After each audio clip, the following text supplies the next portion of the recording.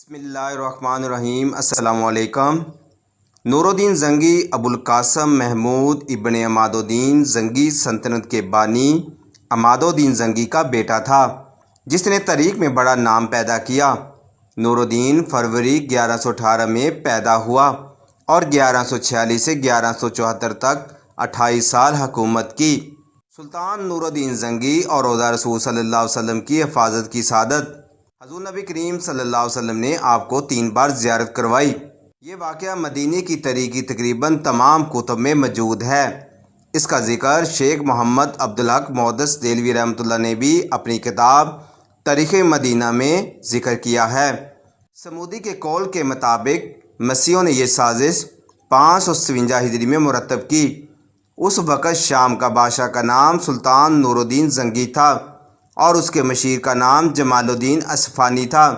ایک رات نماز تہجد کے بعد سلطان نور الدین زنگی نے خواب میں دیکھا کہ رسول کریم صلی اللہ علیہ وسلم 2 سرخی مائل رنگت کے آدمیوں کی طرف اشارہ کر کے سلطان سے کہہ رہے ہیں کہ مجھے ان کے شر سے بچاؤ۔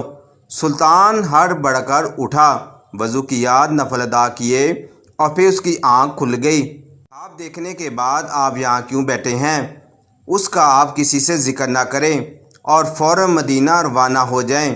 اگلے روز سلطان نے 20 مخصوص افراد اور بہت سے طائف کے ساتھ مدینہ کے لیے کوچ کیا۔ 16ویں روز شام کے وقت وہاں پہنچ گئے۔ سلطان نے روضہ رسول پر حاضری دی اور مسجد نبی میں بیٹھ گیا۔ اعلان کیا اہل مدینہ مسجد نبی میں پہنچ جائیں، جہاں سلطان ان میں تحائف تقسیم کرے گا۔ لوگ آتے گئے اور سلطان ہر آنے والے کو باری باری تحفہ دیتا رہا۔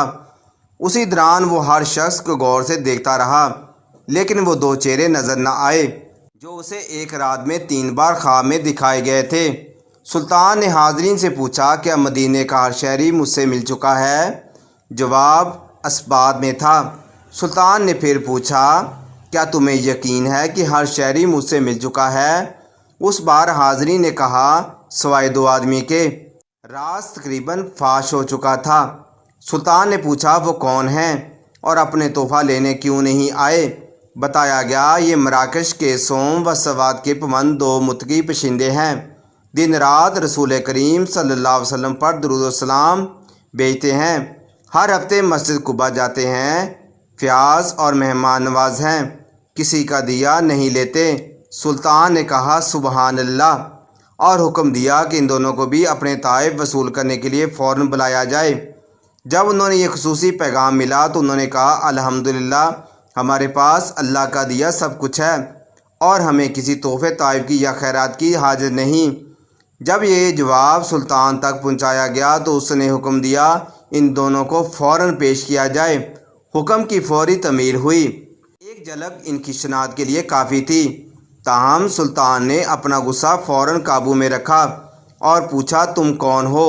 یہاں کیوں آئے ہو؟ انہوں نے کہا ہم مراکش کے رہنے والے ہیں، حج کے لیے آئے تھے، اب روضہ رسول کے سائے میں زندگی گزارنا چاہتے ہیں۔ سلطان نے سختی سے کہا کیا تم نے جھوٹ بولنے کی قسم کھا رکھی ہے؟ اب وہ چپ رہے۔ سلطان نے حاضرین سے پوچھا یہ کہاں رہ رہے ہیں؟ بتایا گیا روضہ نبی کے بالکل نزدیک ایک مکان میں جو مسجد نبی کے جنوب مغرب میں دیوار کے ساتھ ہے۔ سلطان فوراً اٹھا، انہیں ساتھ لے کر اس مکان میں داخل ہو گیا۔ سلطان مکان میں گھومتا پھرتا رہا۔ اچانک نئے اور قیمتی سامان سے بھرے ہوئے اس مکان میں اس کی نظر فرش پر پڑی، ایک چٹائی پر پڑی۔ نظر پڑنی تھی کہ دونوں مراکش باشندوں کی ہوائیں اڑ گئیں۔ سلطان نے چٹائی اٹھائی، اس کے نیچے ایک تازہ کھدائی ہوئی سرنگ تھی۔ سلطان نے گرج کر کہا کہ اب بھی سچ نہ بولو گے؟ ان کے پاس سچ کے سوائے کوئی چارہ نہ تھا۔ انہوں نے اعتراف کیا کہ وہ مسیح ہیں۔ ان کے حکمران نے انہیں بہت سا مال و زر اور ساز و سامان دے کر حاجیوں کے روپ میں مراکش اور اس منصوبے پر حجاز بھیجا تھا کہ وہ کسی نہ کسی طرح رسول کریم صلی اللہ علیہ وسلم کا جسد اقدس روضہ مبارک سے نکال کر لے آئیں۔ اس ناپاک منصوبے کی تکمیل کے لیے انہوں نے حج کا بہانہ کیا۔ اس کے بعد روضہ رسول سے نزدیک ترین جو مکان کرائے پر مل سکتا تھا وہ لے کر اپنا مذموم کام شروع کر دیا۔ ہر رات وہ سرنگ کھودتے جس کا رخ روضہ مبارک کی طرف تھا۔ ہر صبح کھدائی ہوئی مٹی چمڑے کے تھیلوں میں بھر کر جنت و بقیع لے جاتے اور اسے قبروں پر بکھیر دیتے۔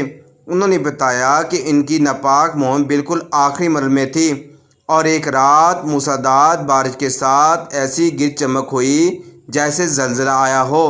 اب جب کہ ان کا کام پائے تکمیل کو پہنچنے والا تھا تو سلطان نہ جانے کیسے مدینے پہنچ گئے۔ سلطان ان کی گفتگو سنتے جاتے اور روتے جاتے اور ساتھ ہی فرماتے جاتے کہ میرا نصیب کہ پوری دنیا میں صرف اس خدمت کے لیے اس غلام کو چنا گیا۔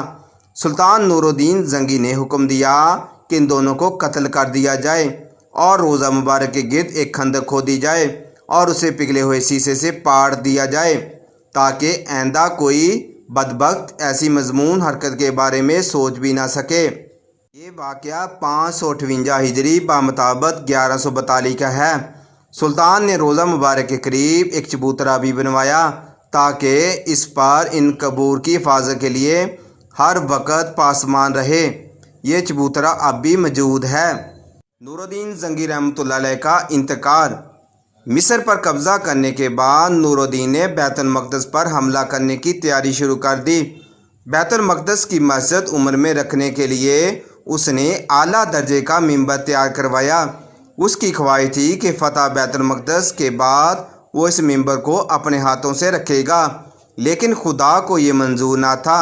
نور الدین ابھی حملے کی تیاری کر رہا تھا کہ زنگی کو حاشیین نے زہر دے دی، جس سے ان کے گلے میں سوزش پیدا ہو گئی جو کہ ان کی موت کا باعث بنی۔ 15 مئی 1174 کو ان کا انتقال ہوا۔ انتقال کے وقت نور الدین کی عمر 58 سال تھی۔